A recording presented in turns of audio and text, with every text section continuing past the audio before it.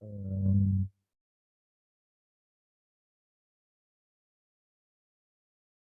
Assalamualaikum warahmatullahi wabarakatuh. Selamat pagi semua.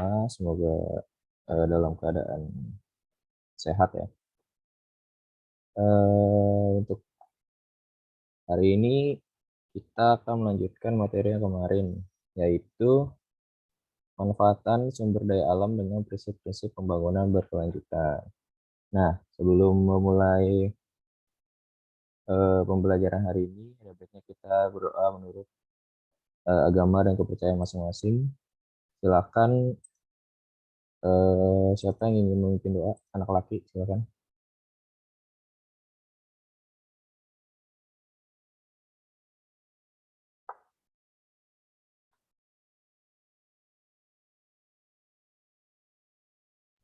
Ya, Ya, boleh, silakan Emir. oke. Mari kawan-kawan kita membuat pembelajaran pagi hari ini dengan berdoa sesuai agama atau kepercayaannya masing-masing. Berdoa dimulai.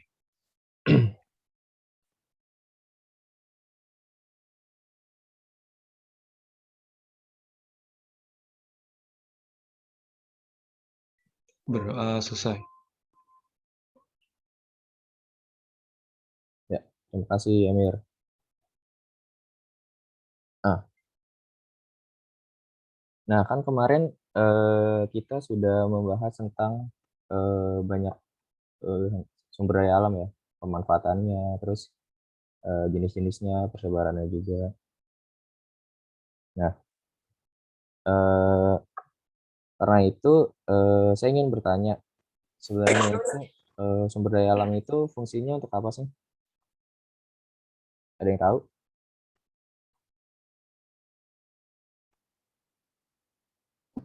Untuk memenuhi kebutuhan manusia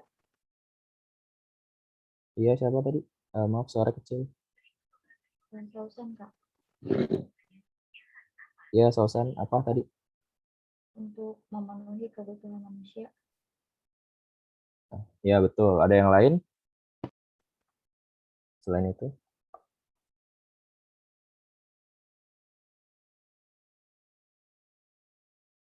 Manfaat sumber daya alam bagi manusia apa aja? Ada yang tahu?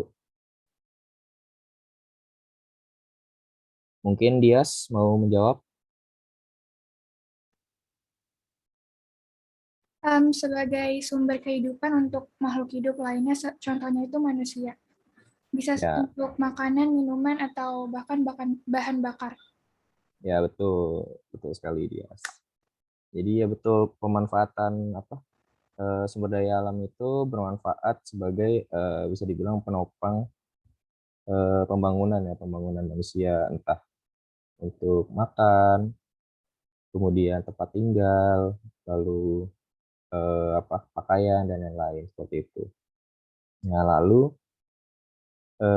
karena kan sumber daya alam itu bisa dibilang sangat penting ya. Oleh karenanya sumber daya alam itu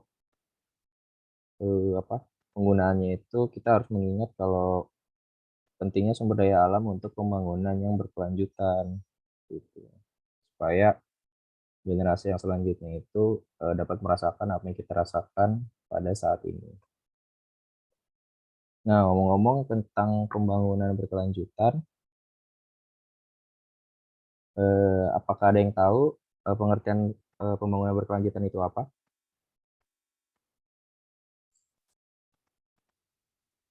Boleh Kak, boleh. Oh ya, sebelumnya kita apa namanya teman-teman nyalakan kamera ya semuanya on cam ya sebagai ini aja sebagai apa namanya tanda apresiasi atau penghormat nggak bukan penghormatan maksudnya kita kan apa paling tidak menghargai orang yang sedang berbicara gitu ya teman-teman dapat on cam dalam pembelajaran hari ini silakan. Oke, terima kasih, silakan biar bisa lihat nih mungkin ada nih teman-teman yang cuma apa namanya, cuma join doang terus tinggal tidur kan ada.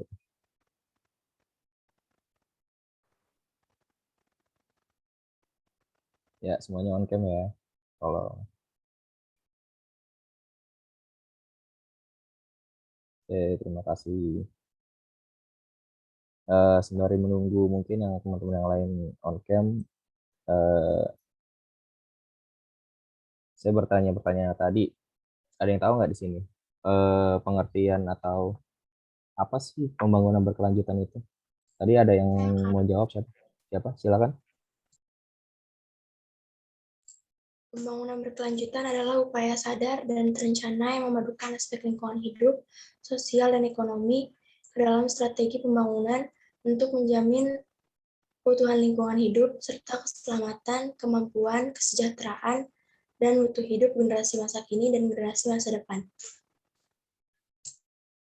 Ya, betul. Terima kasih Amelia. Jadi untuk apa namanya mengurangi kemampuan generasi yang akan datang untuk memenuhi kebutuhannya. Jadi pembangunan berkelanjutan itu bisa dibilang seperti pembangunan dan lain-lain itu. Oh ya, Juan tidak apa-apa. Memanfaatkan sumber daya alam itu tanpa mengorbankan generasi yang akan datang. Jadi nanti istilahnya anak cucu kita itu dapat menikmati sumber daya alam yang kita nikmati, bahkan mungkin dapat lebih apa ya, lebih lagi karena kan mungkin untuk generasi yang akan datang itu kan teknologi udah semakin maju ya, harusnya pemanfaatan sumber daya alam itu mungkin bisa lebih optimal, bukan hanya maksimal. Jadi bisa tetap terus ada seperti itu.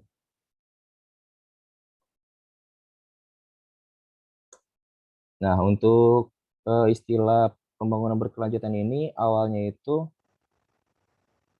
diperkenalkan oleh World Commission of Environment and Development dalam laporan yang berjudul Our Common Future.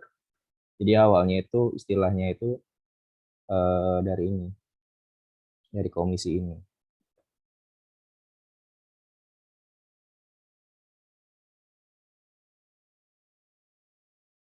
Sebentar. Ini on cam baru 4 orang ya. Coba teman-teman yang lain dimohon on cam semua ya.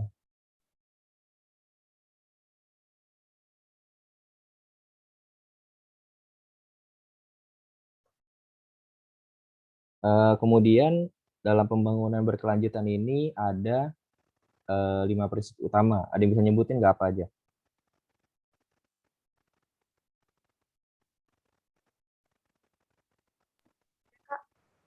Boleh, Susan? Ada apa aja? 5 prinsip utama pembangunan berkelanjutan. Yang pertama yaitu keadilan antar generasi, yang kedua keadilan dalam satu generasi, yang ketiga pencegahan dini, yang keempat perlindungan keanekaragaman hayati, dan yang terakhir yaitu internalisasi biaya lingkungan dan mekanisme insentif. Nah, ya betul. Untuk prinsip utama pembangunan berkelanjutan itu ada 5, yaitu keadilan antar generasi, kemudian keadilan dalam generasi, pencegahan dini, pelindungan keanekaragaman hayati, dan internalisasi biaya lingkungan dan mekanisme insentif. Dari kelima ini ada yang bisa ini nggak jelasin atau mungkin mudahnya ngasih contoh dari masing-masing prinsip-prinsip ini. Mungkin yang pertama keadilan antar generasi, ada yang tahu?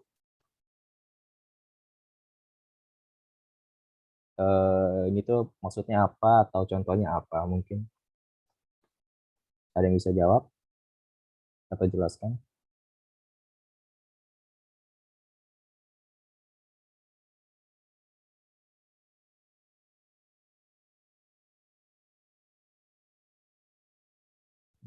Mungkin Mumtaz bisa menjelaskan mungkin?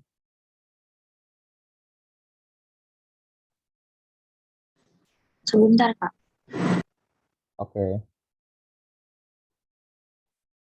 Saya Kak boleh nggak? Siapa tadi? Dias. Dias. Oke, boleh Dias. Silakan. Tapi ini menurut sepengetahuan saya Kak. Iya, nggak apa-apa, nggak apa-apa.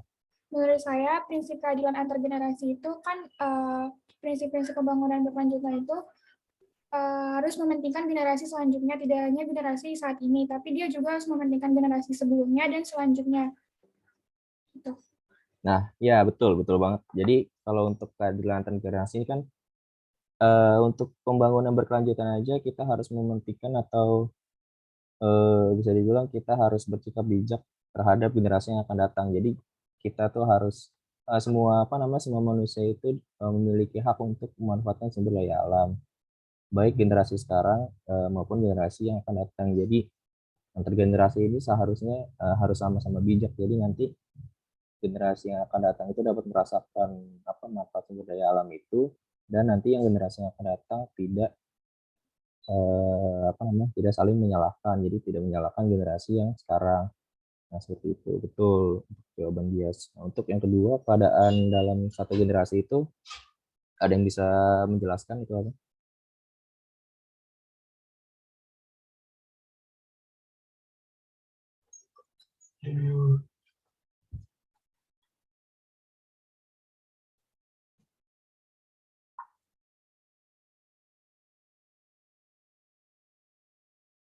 Ada yang bisa jelaskan ini aja pakai bahasa sendiri juga nggak apa-apa. Saya, Kak. Ya, siapa tadi? Saya, Kak. Janet ya? Bukan. Iya, Oh ya, silakan.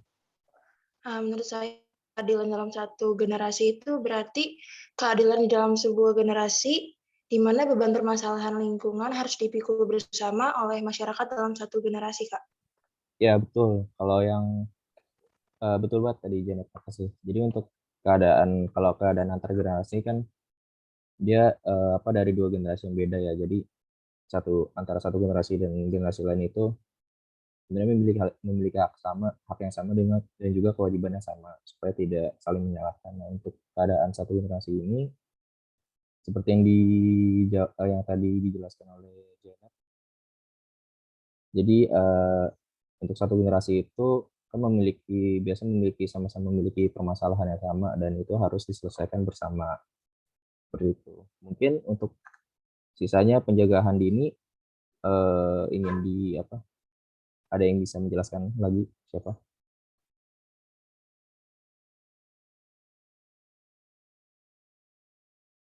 Ada yang bisa, mungkin yang lain. Kalau nggak ada yang kalau nggak ada yang berkenan, mungkin nanti saya tunjuk ya. Ini ketahuan nih masih banyak yang tidur kali ini, tinggal tidur nih. Pada off cam semua. Ayo, siapa yang mau jawab? Saya tunjuk aja kali ya. Viola, coba Viola. Masih bangun gak nih orangnya? Apa, Kak? Itu maksud dari pencegahan dini, prinsip pencegahan dini. Silakan, Mbak Viola.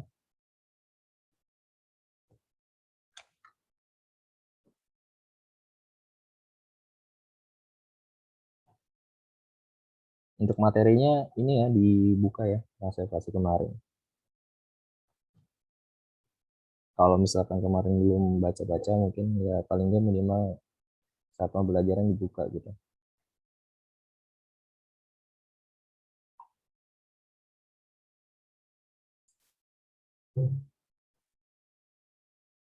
Ini gimana Viola?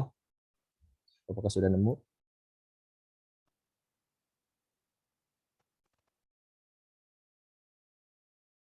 Oh, udah di chat ya.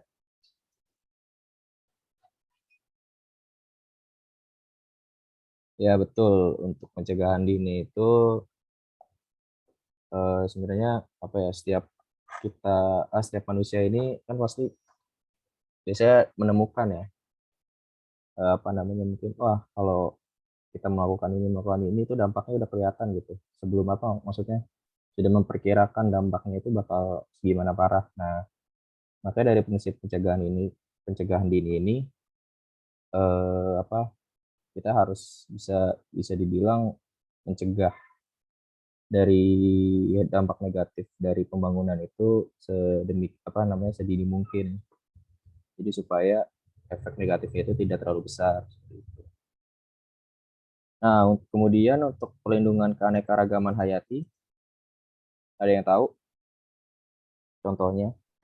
Mungkin sekalian jawab dulu aja kali ya, pelindungan keanekaragaman hayati sama inter, apa, internalisasi biaya lingkungan dan mekanisme insentif.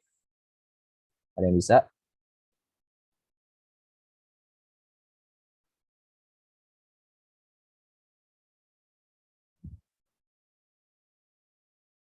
Gracia mungkin? Graciela. Bisa memberi contoh? Saya Kak Siapa? Latifa. Oh, boleh Latifah, silahkan. Tentang keanekaragaman hayati sama internalisasi ya Kak? Ya, boleh. Silahkan. Oke. Untuk tadi perlindungan keanekaragaman hayati itu disebut juga conservation of biological diversity. Kemudian untuk prinsip internalisasi biaya lingkungan dan mekanisme intensif itu disebut juga internalization of environment cost and incentive mechanism. Kemudian sebentar Kak.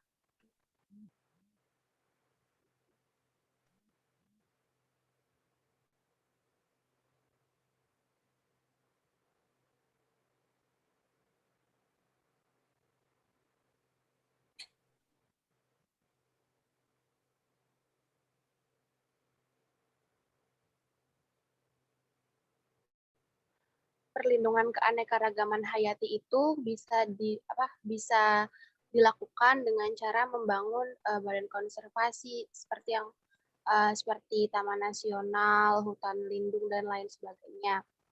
Kemudian untuk internalisasi biaya lingkungan dan mekanisme positif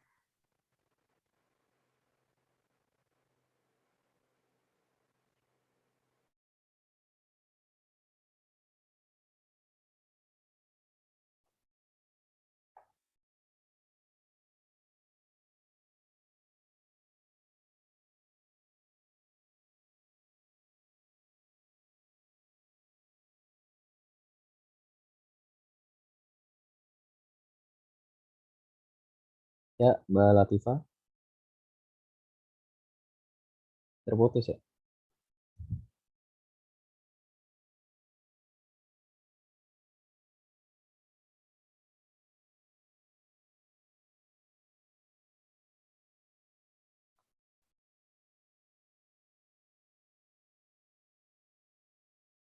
Sepertinya terputus.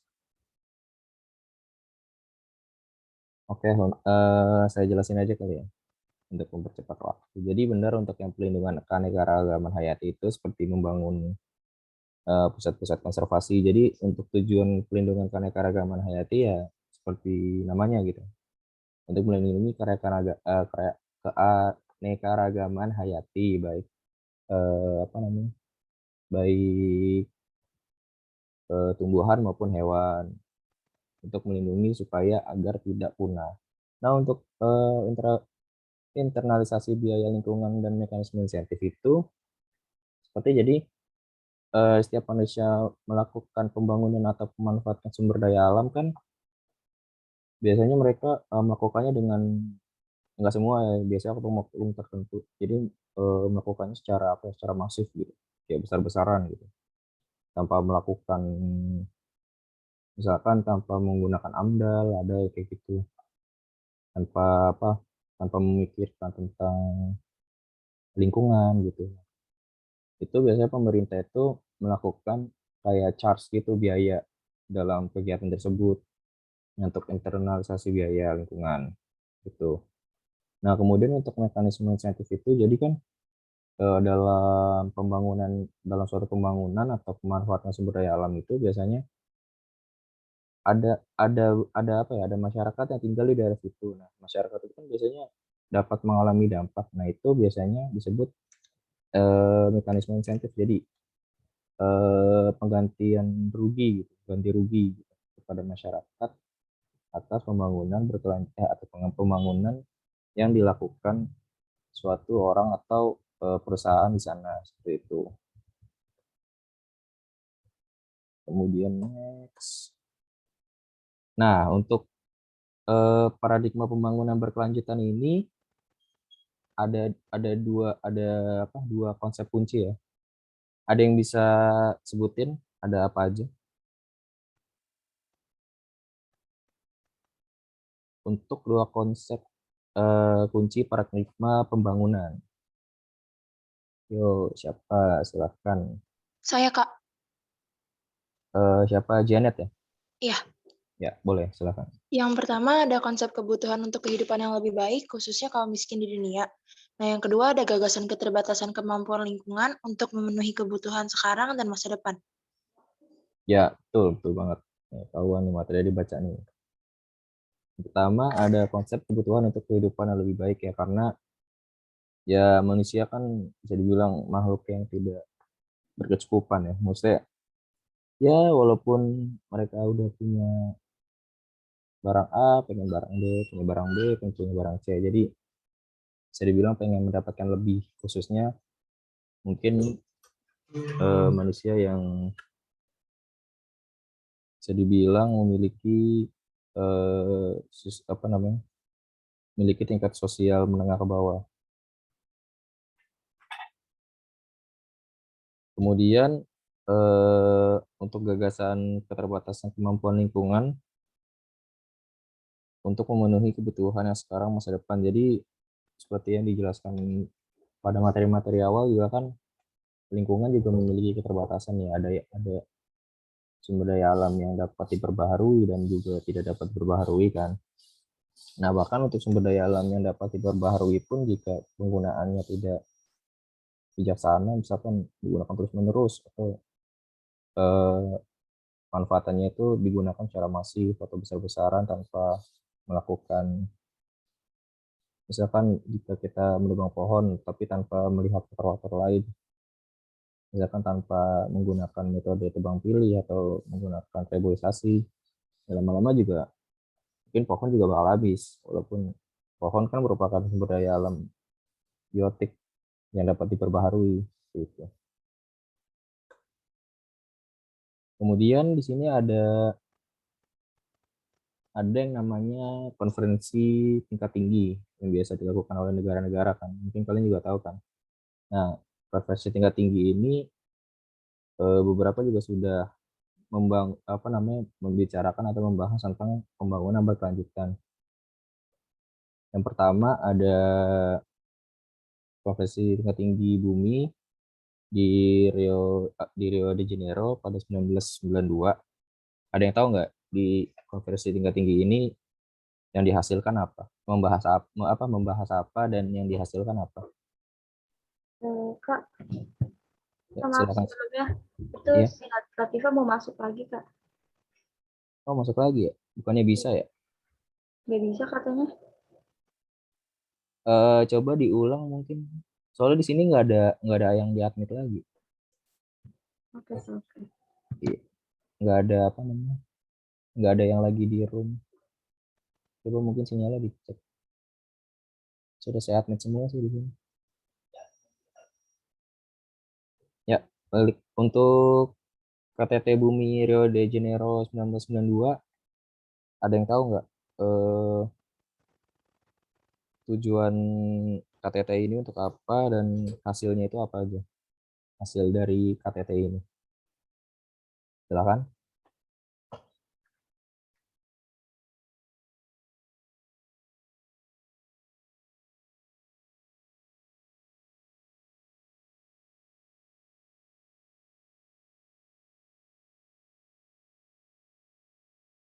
Mungkin laki ya, mungkin ya, ini lakinya pada ini nih, pada pasif semua ini. Disebut aja kali ya. Zaki. Saya jelasin nggak Zaki? Yuk Zaki yuk.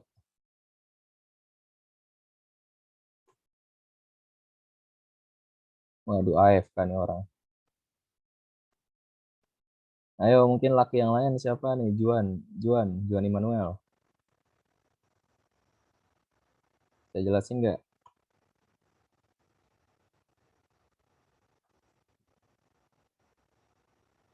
Yuk, yuk.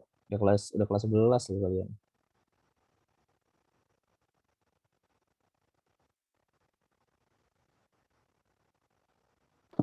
Yang deklarasi Rio itu bukan, Kak?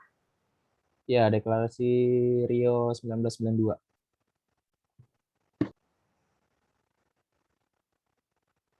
Tujuannya tuh apa? Kemudian hasil dari konferensi tingkat tinggi ini apa? Ada yang bisa? Saya Maaf, siapa? Rika. Rika, silakan Rika. Hasil dari maaf. KTT Bumi Rio de Janeiro ini bertujuan untuk mengatasi masalah perlindungan lingkungan dan pembangunan sosial ekonomi. Hasilnya deklarasi Rio dan Agenda 21.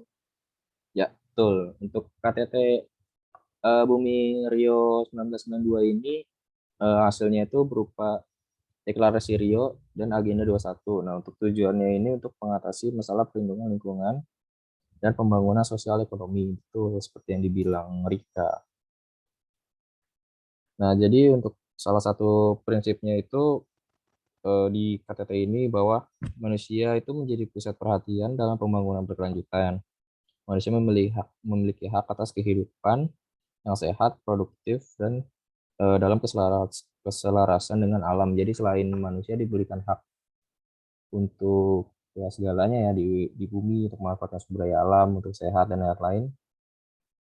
Namun juga harus didampingi dengan keselarasan alam. Jadi tanpa Maaf menghiraukan. Kak, Ya, itu Putri sama Dinda mau join dari tadi belum di ACC katanya. belum di ACC sebenarnya. Soalnya di sini nggak ada. Oh iya nih. Maaf ya baru ada nih mungkin tadi agak apa namanya? Agak error nih bagian atasnya. Oke. Maaf.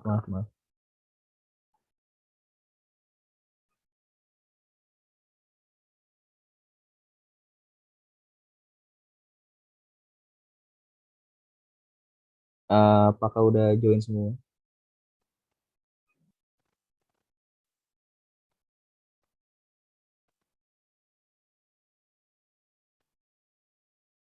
Yang tadi izin masuk Kak udah join Kak. Udah. Oke. Sorry. Kita lanjut. Maaf ya Kak. Iya ya nggak apa-apa. Saya juga tadi biasanya kalau ada yang join itu masuk notifikasi di atas, cuma tadi nggak masuk notifikasi, jadi saya nyari. Maaf ya yang baru hadir. Saya tadi nggak masuk notifikasi. Kita lanjut. Oh ya ntar dulu. Untuk apa namanya untuk KTT Bumi Rio 1992 itu kan juga menghasilkan, nah ini baru masuk lagi, menghasilkan deklarasi Rio dan agenda 21 ya. Nah, untuk agenda 21 ini sebagai strategi nasional pembangunan berkelanjutan ini juga dituangkan dalam agenda 21 Indonesia kan. Nah, untuk pokok-pokok pikiran yang terdapat di dalam agenda 21 Indonesia ini ada yang tahu apa aja?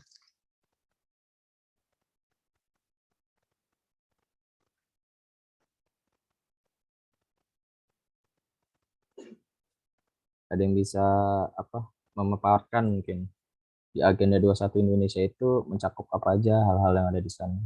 Ada 4 poin tuh. Saya Kak, Siapa? Silakan. Amelia, silakan. pokok-pokoknya itu ada yang pertama, pelayanan masyarakat di bidang pengentasan kaum miskin, perubahan pola konsumsi, dinamisasi kependudukan, pengelolaan dan peningkatan kesehatan, pengembangan perumahan dan pemukiman, dan sistem perdagangan global. Yang kedua itu ada pengelolaan limbah yang meliputi perlindungan atmosfer, pengelolaan bahan kimia beracun, dan pengelolaan limbah bahan berbahaya dan beracun. Yang ketiga itu ada pengelolaan sumber daya tanah yang memuat penatagunaan sumber daya tanah, pengelolaan hutan, serta pengembangan pertanian di pedesaan dan pengelayan sumber daya air. Yang keempat itu ada pengelolaan sumber daya alam yang mengutamakan konservasi keanekaragaman hayati. Ya, betul. Untuk untuk poin-poin agenda 21 Indonesia seperti yang disampaikan Amelia, terdapat 4 ya. Pertama, pelayanan masyarakat. Pada umumnya itu pelayanan masyarakat, itu kemudian pengelolaan limbah, pengelolaan sumber daya tanah, dan pengelolaan sumber daya alam. Nah, kemudian untuk konferensi tingkat tinggi pembangunan berkelanjutan yang kedua itu dilakukan mengenai pembangunan berkelanjutan itu dilakukan di Johannesburg pada tahun 2022 ya. Ini di Afrika Selatan. Nah, untuk hasil dari KTT ini ada yang bisa jelasin nggak apa secara umum hasil yang didapatkan?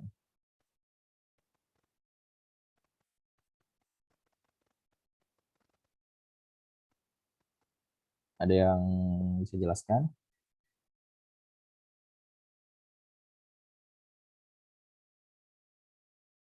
Assalamualaikum Pak Maksum. Maaf ya Pak, tadi baru admit. Waalaikumsalam warahmatullahi wabarakatuh. Mohon maaf tadi saya nggak masuk-masuk. Iya maaf Pak, tadi notifikasinya nggak kelihatan. Oh iya, nggak apa-apa. Saya ini. Oke. Terima kasih. Monggo lanjutan aja. Ya. Oke. Ya, saya lanjut ya. Jadi ada yang tahu nggak untuk konferensi tingkat tinggi dunia di Johannesburg itu apa yang dihasilkan dari konferensi ini mengenai pembangunan berkelanjutan?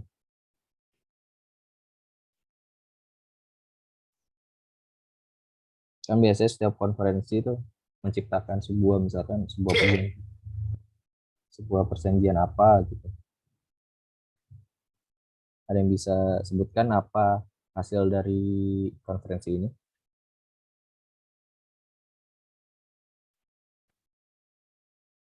Yuk yang lain yuk. Ini makin lama makin habis nih yang on cam. Ya silakan teman-teman yang lain on cam. Biar kelihatan ini mungkin ini kayak belum pada mandi ya. Kayak off cam semua kali ya.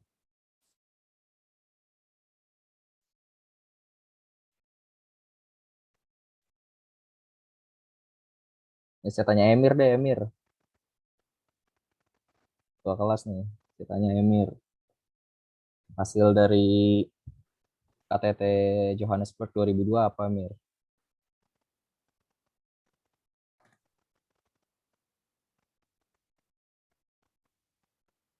Yuk, Mas Emir, yuk.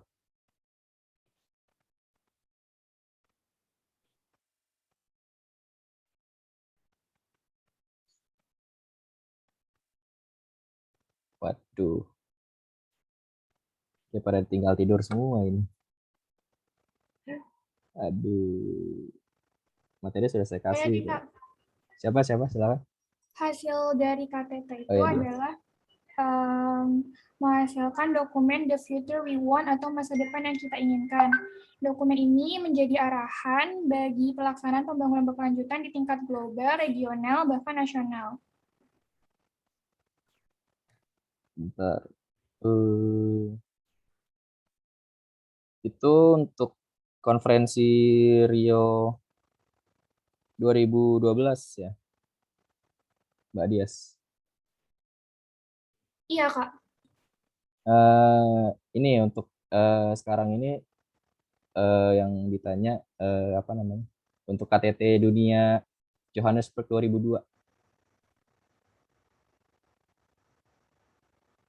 Kalau tadi kayaknya itu yang KTT Rio 2012 ya.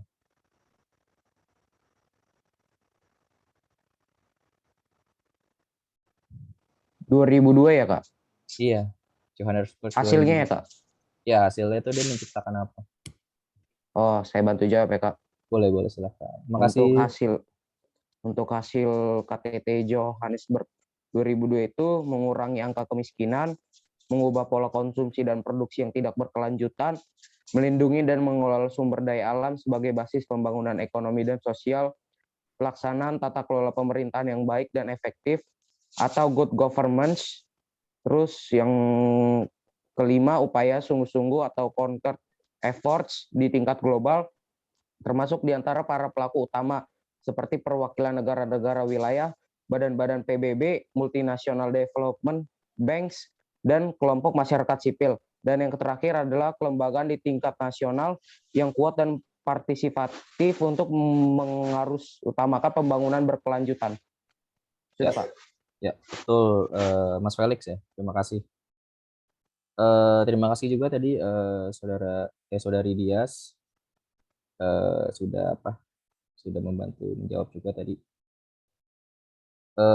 Untuk poin-poin tadi yang disebutkan oleh Mas Felix itu benarnya itu hasil dari hal tersebut itu merupakan poin-poin dari hasil KTT yang dilaksanakan di Johannesburg 2002. Nah, hasil dari KTT-nya, konferensinya itu dia menghasilkan menghasilkan political declaration and Johannesburg Plan of Implementation. Jadi tadi itu yang disebutkan poin-poinnya itu merupakan isi Johannesburg Plan of Implementation. Nah, untuk political declaration-nya itu dia merupakan sebuah komitmen untuk melaksanakan plan tersebut dengan penetapan kerangka waktu. Nah, lalu ini yang terakhir ada KTT Rio plus 20 yang biasa disebutnya itu ya. Nah, ini untuk dilakukan di Rio de Janeiro pada 2012. Kemudian hasilnya itu seperti yang disebutkan tadi oleh Dias. Hasilnya itu dia menghasilkan sebuah dokumen yang disebut The Future We Want. Nah, dokumen ini menjadi arahan bagi pelaksanaan pembangunan berkelanjutan di tingkat global, region, dan nasional. Nah, untuk di dokumen ini tuh ada tiga isu utama bagi pelaksanaan pembangunan berkelanjutan. Nah, siapa yang bisa sebutin isunya itu ada apa aja di dokumen ini, di hasil dari konferensi tingkat tinggi Rio plus 20 ini? Saya, Kak. Ya, boleh siapa? Latifah. Latifah ya? Ya, silakan. Jadi, tiga isu tersebut adalah yang pertama, ekonomi hijau dalam konteks pembangunan berkelanjutan dan pengentasan kaum miskin, green economy in the context of sustainable development and poverty eradication. Ekonomi hijau menurut United Nations Environment Program atau UNEP adalah kegiatan perekonomian yang menghasilkan peningkatan kesejahteraan manusia dan keadilan sosial, sementara secara signifikan mengurangi risiko lingkungan dan kelangkaan ekologis. Kemudian yang kedua, pengembangan kerangka kelembagaan pembangunan berkelanjutan tingkat global. Lalu yang terakhir ada kerangka aksi dan instrumen pelaksanaan pembangunan berkelanjutan. Ya, betul. Terima kasih Latifah. Jadi untuk hasil dari konferensi tingkat tinggi Rio plus 20 itu kan menghasilkan dokumen The Future We Want. Nah, untuk di dalam dokumen itu memiliki 3 isu yang dibahas, yaitu benar tadi ada isu ekonomi, kemudian ada pengembangan kerangka kelembagaan, kemudian ada kerangka aksi instrumen pelaksanaan. Kemudian kita masuk ke pembangunan ekonomi nasional. Jadi sebenarnya itu pembangunan ekonomi nasional di Indonesia itu sebenarnya udah saya bilang udah ditetapkan oleh Undang-Undang Dasar Negara Indonesia Undang-Undang Dasar Negara Republik Indonesia tahun 1945. Sebenarnya udah prinsip pembangunan berkelanjutan ini bisa dibilang udah ada tuh udah sejak lama, bahkan pas Indonesia baru merdeka gitu.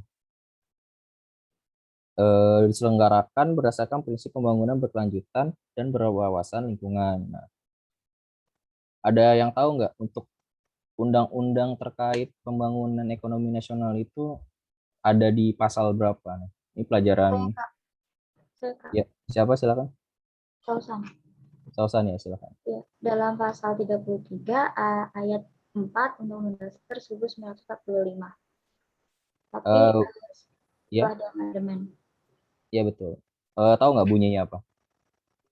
Bunyinya.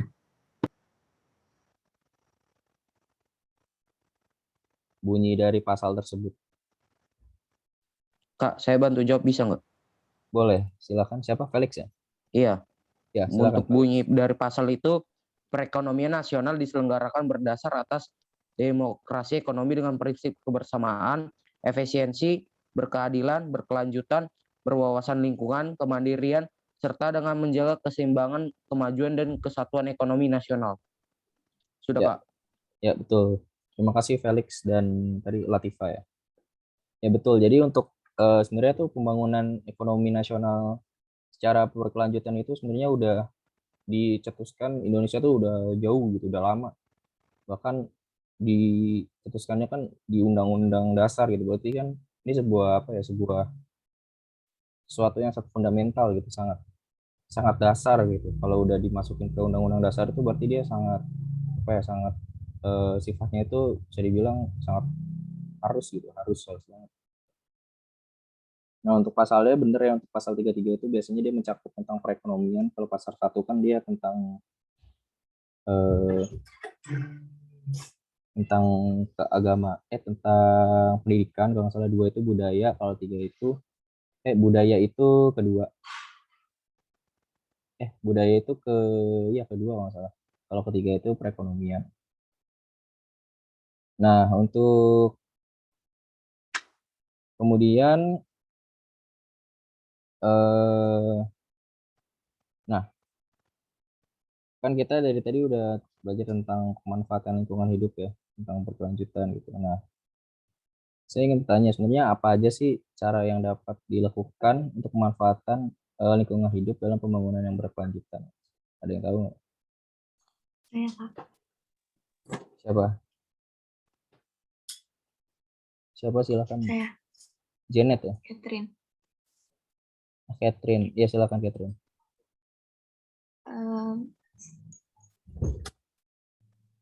Caranya itu ada 6. Yang pertama, pelaksanaan kegiatan pertanian dan peternakan yang ramah lingkungan.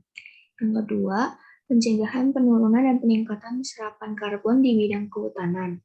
Yang ketiga, pemanfaatan energi terbarukan. Yang keempat, diversifikasi bahan bakar. Yang kelima, efisiensi dan konservasi energi. Yang terakhir, pengolahan sampah domestik.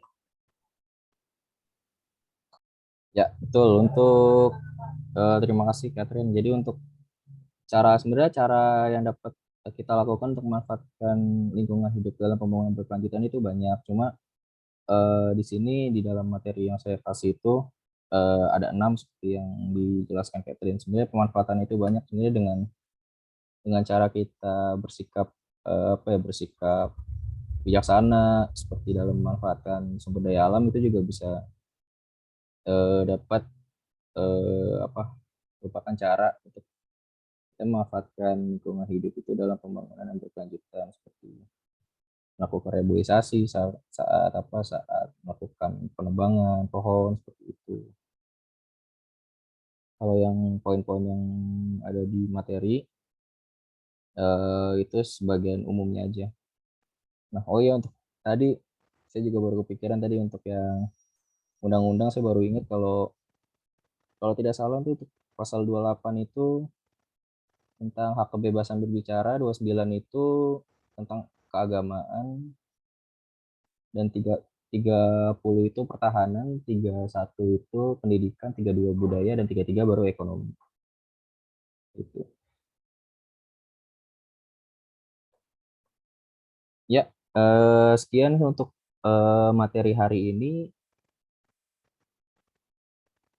Tapi waktunya udah habis ya. Apa ada yang ingin ditanyakan mungkin sebelum mengakhiri? Sedikit aja pertanyaan.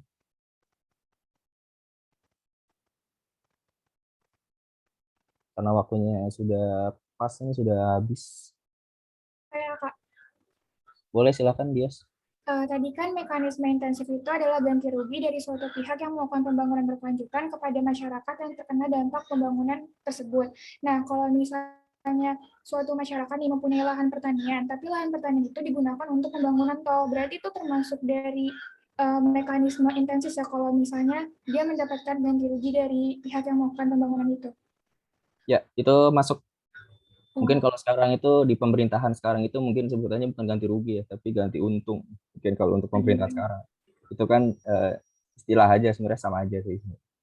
Kan pembangunan tol juga merupakan salah satu pemanfaatan. Yang kemarin itu yang memanfaatkan satu tempat gitu. Jadi pembuatan tempat aja seperti bangunan, jalan tol gitu. Seperti itu dia. Terima kasih, Kak. Ya baik. Apakah ada yang ingin ditanya lagi?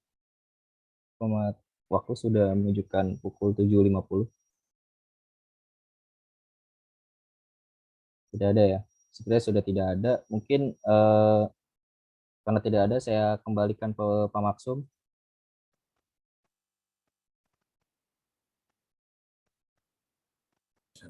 Assalamualaikum warahmatullahi wabarakatuh, anak-anakku.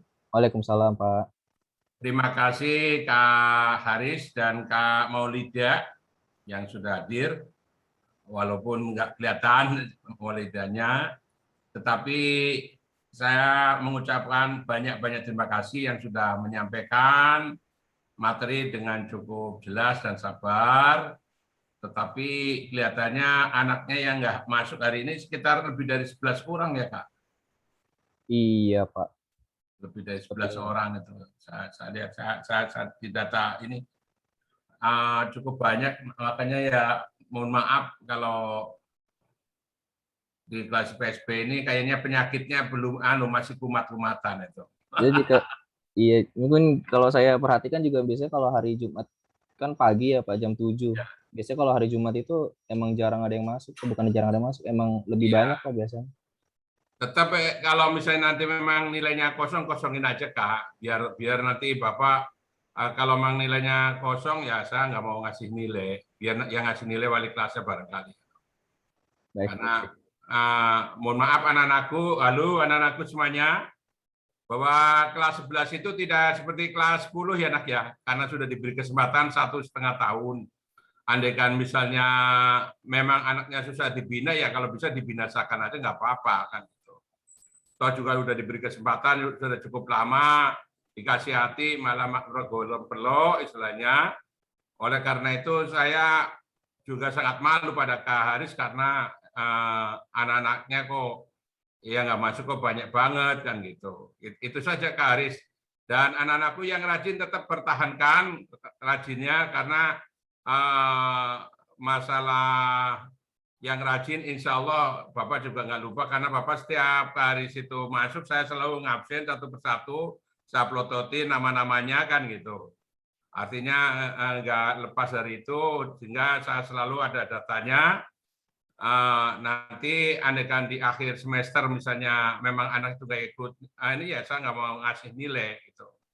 Terserahlah guru-guru yang lain kalau memang mau memberikan nilai kan gitu.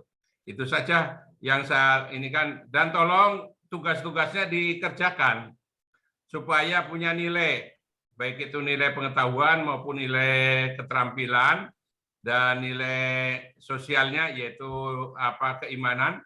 Itu saya lihat dari cara belajar apa yang disampaikan oleh Kak Haris, kemudian anaknya mengikuti atau tidak kan gitu. Saya selalu mengamati dari situ. Misalnya masalah on cam, masalah apa gitu, saya lihat itu siapa-siapa yang rajin, siapa yang enggak, yang artinya ngikutin aturan yang ada. Itu saja. Terima kasih Kak Haris, terima kasih banyak. Assalamualaikum warahmatullahi wabarakatuh. Waalaikumsalam warahmatullahi wabarakatuh. Mungkin sebelum menutup kelas hari ini, mungkin ada kita on cam sebentar ya untuk diambil gambar sebagai bukti absensi kalian. Ya, sebentar ya teman-teman untuk absensi.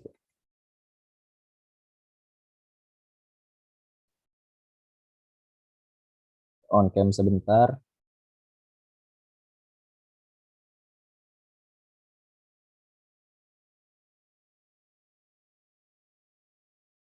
Oh ya, untuk tugas poster deadline-nya untuk hari ini ya. Jadi silakan dikerjakan.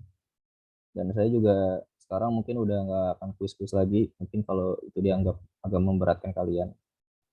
Jadi mungkin ya Gitu deh. Tugas posternya di apa namanya, dikerjakan. Saya udah lihat juga beberapa udah bagus-bagus. Bentar, kita screenshot ya. Ini slide pertama. 1, 2, 3. Ya, sebentar.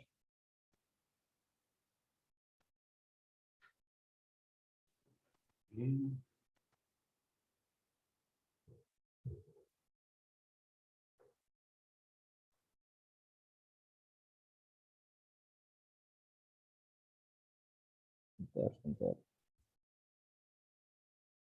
Ya, yang kedua, 1, 2, 3. Ya, sekian pertemuan hari ini. Sebelum selesai, kita berdoa menurut agama dan kepercayaan masing-masing, berdoa dalam hati. Berdoa selesai. Assalamualaikum warahmatullahi wabarakatuh. Waalaikumsalam warahmatullahi wabarakatuh. Terima kasih Pak Maksum sudah menghadiri. Ya, sama-sama Kak Haris, matur nuwun sip. Nggih. Ya, sudah semua, selamat.